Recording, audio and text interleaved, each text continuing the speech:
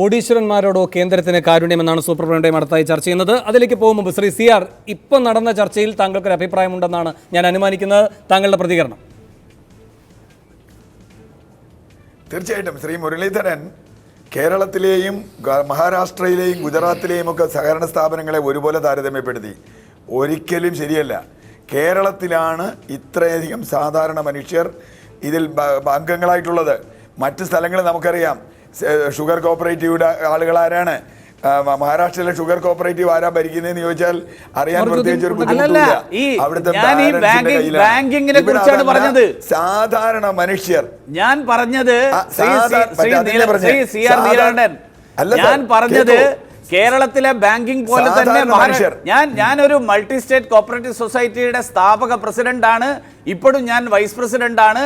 ഞങ്ങളുടെ ബാങ്കിംഗ് സംവിധാനം, ഞങ്ങളുടെ ബാങ്കിംഗ് എന്നുള്ള വാക്ക് എനിക്ക് ഉപയോഗിക്കാൻ അധികാരമില്ല, അതുകൊണ്ട് ഞാനും ബാങ്ക് എന്ന് ഉപയോഗിക്കുന്നില്ല. ഞങ്ങൾ നടത്തുന്ന പ്രവർത്തനത്തിൽ മഹാരാഷ്ട്രയിൽ ഉൾപ്പെടെ സാധാരണക്കാരാണ്. കേരളത്തിൽ അത്ര മഹാരാഷ്ട്രയില് കരിമ്പ് പിന്നെ വലിയ ഇതാണെങ്കിൽ കേരളത്തിൽ മൾട്ടി ഹോസ്പിറ്റലുകള് അതുപോലെ ബാക്കിയുള്ള സ്ഥാപനങ്ങൾ ഉണ്ടാക്കിയിരിക്കുന്നത്. എന്താ വ്യത്യാസം? അംഗങ്ങള് പരിയാരം മെഡിക്കൽ കോളേജിലെ അംഗങ്ങളായിട്ടാണോ അവിടെ ഈ സ്ഥാപനം നടത്തുന്നത്? പരിയാരം മെഡിക്കൽ കോളേജ് സഹകരണ സ്ഥാപനമാണല്ലോ. എല്ലാ സഹകരണ സ്ഥാപനമല്ല കേരളത്തിൽ. അതന്നെയല്ലേ ഞാൻ പറഞ്ഞത്. മഹാരാഷ്ട്രയിലെ കരിമ്പിന് സമാനമാണ് കേരളത്തിൽ മാർക്സിസ്റ്റ് പാർട്ടി കെട്ടിപ്പടുത്തിട്ടുള്ള സഹകരണ ബാങ്കിങ്ങിന് പുറത്തുള്ള ഇതുപോലെയുള്ള വൻകിട സ്ഥാപനങ്ങൾ. ലാഭം ഉണ്ടാക്കില്ല. താങ്കൾ അടക്കം അതിനോട് അങ്ങോട്ടേക്ക് വരാൻ ഒരു നിമിഷം. ശ്രീ വി മുരളീധരൻ, ഇവിടെ ധാരാളം പാവപ്പെട്ട സഹകാരികളെ പറ്റിയാണ് ശ്രീ CR ചൂണ്ടിക്കാട്ടുന്നത്. ഈ സഹകാരികൾ അവിടെ നിന്ന് ലോൺ എടുത്തിട്ടുണ്ടാകും. ശരിയാണ്. നമ്മുടെ ഈ ഷെഡ്യൂൾഡ് ബാങ്കുകളോ പൊതുമേഖലാ ബാങ്കുകളോ പോലെയല്ല അതിൻ്റെ പ്രവർത്തന രീതി. കൗണ്ടറിൽ കൊണ്ടുപോയി പൈസ അടയ്ക്കണം. ഇപ്പോൾ ഈ മാസം അവരടയ്ക്കാൻ അവരുടെ കയ്യിൽ പൈസയുണ്ട്, പക്ഷേ അതിന് വിനിമയ മൂല്യമില്ല. അങ്ങനെ വരുമ്പോൾ ഈ മാസം അടയ്ക്കാൻ കഴിയാതെ വന്നാൽ അടുത്ത മാസമാകുമ്പോൾ ഒരു സാധാരണ സഹകാരിയെ സംബന്ധിച്ച്, അതും ഋണബാധ്യതയുള്ള ഒരാളെ സംബന്ധിച്ച്, അത് പിന്നെ തിരിച്ചടയ്ക്കുന്നതിൽ അതിനേക്കാൾ പ്രയാസമുള്ള ഒരു തുകയായിട്ട് അത് അങ്ങനെ വർദ്ധിക്കുകയാണ്. അങ്ങനെ വരുമ്പോൾ ഇയാൾക്ക് തിരിച്ചടയ്ക്കാൻ കഴിയാതെ വന്ന് ഇയാൾ വലിയ കടബാധ്യതയിൽപ്പെടുന്നു. ഇങ്ങനെ വിനിമയം ചെയ്യപ്പെടാതിരിക്കുന്നത് കൊണ്ട് ആ ബാങ്ക് വലിയ ബാധ്യതയിലേക്ക് വന്നു. ആ ബാങ്കിലെ ജീവനക്കാർക്ക് ശമ്പളം കൊടുക്കാൻ പോലും കഴിയില്ല, കാരണം അതിന് സ്വകീയമായ വരുമാനം മറ്റ് സ്രോതസ്സുകളിൽ നിന്നില്ല. ഇതൊക്കെ കാണാതിരുന്നാൽ എങ്ങനെയാണ്? അല്ല, ഇത് കാണാതിരിക്കുകയല്ല. കഴിഞ്ഞ ഈ കുരിശുയുദ്ധം യഥാർത്ഥത്തിൽ സഹകാരികളെ കടക്കണിയിലാക്കുന്നു. ഇത്തരം പ്രാഥമിക സഹകരണ ബാങ്കുകളെ കടക്കണിയിലാക്കുന്നു. KV തോമസ് സാറ് കൃഷി വകുപ്പ് മന്ത്രിയായിരുന്ന കാലത്തുൾപ്പെടെ ആവശ്യപ്പെട്ടിട്ടുണ്ട് കേരളത്തിലെ സർവീസ് സഹകരണ ബാങ്കുകളിൽ നിലവിലുള്ള റിസർവ് ബാങ്കിന്റെ നിയമങ്ങൾ അനുസരിച്ചിട്ട് കേരളത്തിൽ മാറണം. അദ്ദേഹം എന്താ മാറ്റം വരുത്താതെ പാവപ്പെട്ട സഹകാരികളുടെ ഒരു പ്രശ്നമില്ല.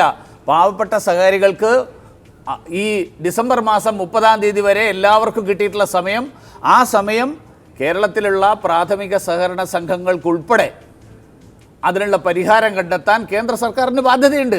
ബാധ്യതയുണ്ട്. ആ സർക്കാർ അതിന് കേന്ദ്ര സർക്കാരിന്റെ ബാധ്യത ശ്രീ വി മുരളീധരൻ ഉദാര മനസ്സോടെ കാണുന്നു. പക്ഷെ റിസർവ് ബാങ്ക് പറയുന്ന കാര്യം വെച്ചുകൊണ്ട് സഹകരണ ബാങ്കുകൾ കൃത്യനിഷ്ഠയോടെ പ്രവർത്തിച്ചു. അല്ല, സഹകരണ ബാങ്കുകൾക്ക് ഇത് ഇപ്പോ ശരി, ഈ നോട്ട് പുതുതായി ഉണ്ടാക്കിയ ഒരു പ്രതിസന്ധിയാണല്ലോ. ഞങ്ങൾ റിസർവ് ബാങ്ക് ഉണ്ടാക്കിയതല്ലോ. നിങ്ങൾ പുതുതായി ഉണ്ടാക്കിയ ഒരു പ്രതിസന്ധിക്ക് നിങ്ങൾ പരിഹാരം കാണേണ്ടതുണ്ടെന്ന് ഇങ്ങനെ പറയും. UPA സർക്കാരിന്റെ കാലത്ത് കോടികൾ വെട്ടിപ്പ് നടത്തിയപ്പോ ശരി, ആ വെട്ടിപ്പ് ഇതിനേക്കാൾ വലിയ ഗൗരവമായിട്ട് അന്ന് കണ്ടില്ലേ? ശരി, CR തുടരാം. എന്നിട്ട് ശ്രീ KV തോമസിലേക്ക് എനിക്ക് പോകണം. ഇവിടെ ഇപ്പോൾ വേണു ചോദിച്ച ചോദ്യം തന്നെയാണ്. പാവപ്പെട്ട സഹകരണ ബാങ്കുകാരൻ അവിടെ ഇട്ടിട്ടുള്ള അധ്യാപകൻ കിട്ടിയ പെൻഷനും PF കൊണ്ടിട്ടുള്ള എടുക്കാൻ പറ്റില്ല. പക്ഷേ നേരത്തെ വേണു പറഞ്ഞു നിർത്തിയെടുത്താണ് മല്ലയ്ക്കോ അല്ലെങ്കിൽ ബിർളയ്ക്കോ അംബാനിക്കോ എത്ര പൈസ വേണമെങ്കിൽ എടുക്കാം. അവരുടെ കടം എഴുതി തള്ളാം. അവർക്കൊരു പ്രശ്നമില്ലല്ലോ. ഇതൊന്നും അവരെ ബാധിച്ചിട്ടില്ലല്ലോ, ആരെയും ബാധിക്കില്ല. അപ്പം പ്രശ്നം ഇതാണ്. ഞാൻ മുരളീധരനോട് ഒരു ചൊറ്റ വാക്കിൽ ചോദ്യം, ഇപ്പോൾ ഉള്ള ഈ ട്രാൻസാക്ഷൻ ക്രൈസിസ്, ഞാനിട്ട പണം, എനിക്ക് നിയമപരമായി ഞാനിട്ട പണം പൂർണ്ണമായി എനിക്ക് എന്ന് തിരിച്ചെടുക്കാൻ കഴിയും എന്നൊരു ഡേറ്റ് പ്രധാനമന്ത്രിക്ക് പറയാൻ പറ്റുമോ? ഈ 50 ദിവസം കഴിഞ്ഞാൽ കഴിയുന്നു ഞാൻ വിശ്വസിക്കുന്നില്ല. ഇന്നത്തെ നിലയ്ക്ക് പോയാൽ മാർച്ച് 31 പോലും നടക്കുമെന്ന് ഞാൻ വിചാരിക്കുന്നില്ല. എന്ന് പറഞ്ഞാൽ ഈ പാവപ്പെട്ട ആളുകൾ മാർച്ച് 31 വരെ അവന്റെ കല്യാണമോ ഞാൻ ഇടപെടുകയാണ്. എനിക്ക് പ്രൊഫസർ കെ വി തോമസിലേക്ക് പോകണം. രണ്ട് കാര്യങ്ങൾ ചോദിക്കാനുണ്ട്. ഒന്ന് സാർ, ഇവിടുത്തെ ഈ സഹകരണ മേഖലയിലെ ഈ റിസർവ് ബാങ്ക് നിയമങ്ങൾ മുഴുവൻ ലംഘിച്ചുകൊണ്ടുള്ള പ്രവർത്തനം പരിശോധിക്കപ്പെടേണ്ടതാണെന്ന് അങ്ങടക്കം കേന്ദ്രമന്ത്രിയായിരിക്കുമ്പോൾ ആവശ്യപ്പെടുകയും നടക്കാതെ പോവുകയും ചെയ്തത് എന്തുകൊണ്ടാണ്? ഇവിടെ ഏകപക്ഷി ഭരണമൊന്നും അല്ലല്ലോ നടന്നുകൊണ്ടിരുന്നത്. 5 കൊല്ലം വെച്ച് ഇവിടെയും ഭരണമാറ്റം ഉണ്ടായിരുന്നല്ലോ. അപ്പോൾ ഒരു കാലവും ഇത് പരിഹരിക്കപ്പെടാതിരുന്നത് എന്തുകൊണ്ടാണ്? ശ്രീ വി മുരളീധരൻ പറയുന്ന പോലെയാണെങ്കിൽ കേരളത്തിൽ CPM ആണ് എല്ലാ കാലവും ഭരിച്ചുകൊണ്ടിരുന്നത് എന്ന് തോന്നും. അങ്ങനെ അങ്ങനെ തോന്നും എന്നാണ് പറഞ്ഞത്. അങ്ങനെ ഒരു ഘട്ടം ഉണ്ടായിരുന്നല്ലോ. എന്തുകൊണ്ടത് കഴിഞ്ഞില്ല? ഒറ്റ കാര്യം കൂടി, ഇവിടെ മക്കളുടെ കല്യാണം നടത്താൻ കഴിയാതെ ഹൃദയസ്തംഭനം വന്ന് മരിച്ച അച്ഛന്മാരുള്ള നാടാണിത്. ഇവിടെ ഒരു കുപ്പിയിൽ ക്യൂ നിൽക്കുമ്പോൾ കുടിക്കാൻ വെള്ളവും മറുകുപ്പിയിൽ മൂത്രശങ്ക തീർക്കാൻ ഒരു ഒഴിഞ്ഞ കുപ്പിയുമായി ക്യൂ നിൽക്കുന്നവരുടെ നാടാണിത്. അവിടെയാണ് ഈ പറയുന്ന ജനാർദ്ദൻ റെഡ്ഡിയുടെ കല്യാണ മഹാമഹം നടന്നത്. അദ്ദേഹത്തിന് പാപ്പരായിരുന്ന ഘട്ടത്തിൽ ഈ പറയുന്ന മൈനിങ് കരാറ് ശരിയാക്കി കൊടുത്തത് നിങ്ങളായിരുന്നോ സാർ? ഞാൻ ആദ്യം കേരളത്തിലെ സഹകരണ ബാങ്കുകളെ കുറിച്ച് പറയാം. അന്ന് സഹകരണ ബാങ്കുകൾ ആവശ്യപ്പെട്ടത് അവരുടെ ചെക്ക് ട്രാൻസാക്ഷനാണ്. അങ്ങനെ ചെക്ക് ട്രാൻസാക്ഷൻ ആവശ്യപ്പെട്ടപ്പോൾ റിസർവ് ബാങ്കാണ് പറഞ്ഞത്, ചെക്ക് ട്രാൻസാക്ഷനാണ് നിങ്ങൾ ഉദ്ദേശിക്കുന്നതെങ്കിൽ മറ്റ് മണി ബാങ്കുകളെ പോലെ PSU ബാങ്കുകളോ പ്രൈവറ്റ് ബാങ്കുകളെ പോലെയുള്ള ഒരു സംവിധാനത്തിലേക്ക് വരണം. ഇതായിരുന്നു നിർദ്ദേശം. ആ നിർദ്ദേശം നടപ്പിലാക്കുന്നത് കൊണ്ടാണ് ഈ ചെക്ക് ട്രാൻസാക്ഷൻ നടക്കാതെ വന്നത്. ഇപ്പോഴും ഈ ബാങ്കുകൾ ആവശ്യപ്പെടുന്ന അതാണ്. ആ ചെക്ക് ട്രാൻസാക്ഷൻ നടത്താൻ കഴിഞ്ഞിട്ടില്ല, നമ്പർ 1. നമ്പർ 2, ഇപ്പോൾ ഇതൊരു വലിയ കല്യാണം നടക്കുന്നു. ഞാൻ കല്യാണം നടത്തുന്നതൊക്കെ വ്യക്തിപരമാണെങ്കിൽ പോലും അതിൻ്റെ ഈ ഒരു സാഹചര്യത്തിൽ ഈ ഒരു രാജ്യം മുഴുവൻ 10,000-കണക്കിന് ആളുകൾ ഒരു 10 രൂപയ്ക്ക് വേണ്ടി 100 രൂപയ്ക്ക് വേണ്ടി ഓടി നടക്കുമ്പോൾ കോടാനുകോടി രൂപ ചെലവഴിച്ചൊരു കല്യാണം നടക്കുന്നു. അതിൻ്റെ സോഴ്സ് എന്താണ്? അതന്വേഷിക്കണ്ടേ?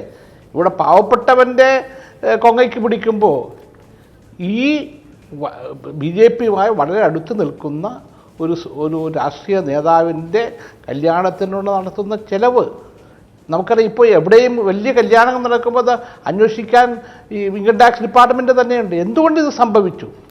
അപ്പോൾ ഇതൊക്കെയാണ് ആളുകളെ സംശയം ഉണ്ടാക്കുന്നത്. എനിക്ക് സമയം കുറവുമാണ്. എനിക്കൊരു ഇടവേളയിലേക്ക് പോകണം. അതിന് മുമ്പ് ചുരുക്കം വാക്കുകളിൽ ശ്രീ സമ്പത്ത്, ഇവിടെ CPM ഇങ്ങനെ കെട്ടിപ്പൊക്കുകയാണ് സഹകരണ സ്ഥാപനങ്ങൾ, സഹകരണ ബാങ്കുകൾ വളരെ ശാസ്ത്രീയമായി നടത്തുന്നു എന്ന വ്യാജമായ ഒരു പ്രതീതി സൃഷ്ടിച്ചിട്ടുണ്ടെന്നാണ് പറയുന്നത്. അതൊരു വലിയ സാമ്പത്തിക കുറ്റാരോപണമാണ്. ചുരുക്കം വാക്കുകളിൽ മറുപടി. എനിക്കൊരു ഇടവേളയിലേക്ക് പോകണം. അല്ല, ഇതിപ്പോൾ ബഹുമാനപ്പെട്ട BJP നേതാവ് പറയുന്നത് അദ്ദേഹം തന്നെ ഒരു സഹകരണ സ്ഥാപനത്തിൻ്റെ ഭാരവാഹിയാണ്. അദ്ദേഹം എല്ലാം കൈകാര്യം ചെയ്യുന്ന സഹകരണ സ്ഥാപനങ്ങളെല്ലാം കൊള്ളാം, അതെല്ലാം വളരെ നന്നായി സത്യസന്ധമായി പുണ്യവാന്മാരെല്ലാം നടത്തുന്നതാണ്. മറ്റാരെങ്കിലും സഹകരണ സ്ഥാപനങ്ങൾ നടത്തുകയാണെങ്കിൽ അതെല്ലാം മോശപ്പെട്ട സഹകരണ സ്ഥാപനങ്ങളാണ്. ഞങ്ങൾ തിരുവനന്തപുരംകാരുടെ ഭാഷയിൽ പറഞ്ഞാൽ നിൻപിള്ള അയ്യം എൻപിള്ള കൊള്ളാം എന്ന് പറയുന്നത് പോലെയാണ് അദ്ദേഹം ഈ പറയുന്നത്. കേരളത്തിലെ സഹകരണ സ്ഥാപനങ്ങളെ കേരളത്തിലെ പൊതുപ്രവർത്തകരാണ് വളർത്തിക്കൊണ്ടുവന്നിട്ടുള്ളത്. പൊതുപ്രവർത്തകർ തമ്മിൽ പരസ്പരം അത്തരത്തിൽ രാഷ്ട്രീയമായ അഭിപ്രായ വ്യത്യാസങ്ങൾ ഉണ്ടായിരുന്നപ്പോഴും എൻ്റെ ഏറ്റവും ചെറിയ പ്രായത്തിൽ ഞാൻ തിരുവനന്തപുരം സഹകരണ കാർഷിക വികസന ബാങ്കിൻ്റെ പ്രസിഡൻ്റായിരുന്ന ആളും സംസ്ഥാന സഹകരണ കാർഷിക വികസന ബാങ്കിൻ്റെ പ്രതിനിധിയുമായിരുന്ന ആളാണ്. ഞാൻ അതുമായി ബന്ധപ്പെട്ട രാജ്യത്ത് പലയിടങ്ങളിലുമുള്ള സഹകാരികളുമായി വളരെ ചെറിയ പ്രായത്തിൽ തന്നെ ബന്ധം സ്ഥാപിക്കാൻ കഴിഞ്ഞ ഒരാളാണ്.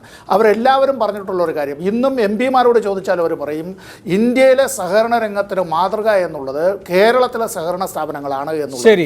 ജനങ്ങൾ ആ വിധത്തിൽ വിശ്വാസം അർപ്പിക്കുകയും എല്ലാ ജീവിതത്തിൻ്റെ എല്ലാ തുറകളിലും സഹകരണ മേഖലയുടേതായ വിരൽ സ്പർശമുള്ളത് കൊണ്ടാണ് ബ്ലേഡ് കമ്പനിക്കാരൻ്റെ മുമ്പിൽ ചെന്ന് അറവമാടിനെ പോലെ കഴുത്ത് കാണിച്ചു കൊടുക്കേണ്ടുന്ന ഗതികേട്, മാർവാടി CCക്കാരൻ്റെ മുമ്പിൽ ചെന്ന് ദയനീയമായി യാചിക്കേണ്ടുന്ന ഗതികേട് സാധാരണ മലയാളിക്ക് ഇല്ലാതെ ഇന്ന് ജീവിച്ചു പോകാൻ കഴിയുന്നത് ഈ സഹകരണ സ്ഥാപനങ്ങൾ ഉള്ളത് കൊണ്ടാണ്. ശരി, ഞാൻ ഇടവേളയ്ക്ക് പോകാൻ. ഇടവേളയ്ക്ക് ശേഷം തിരികെ എത്താം.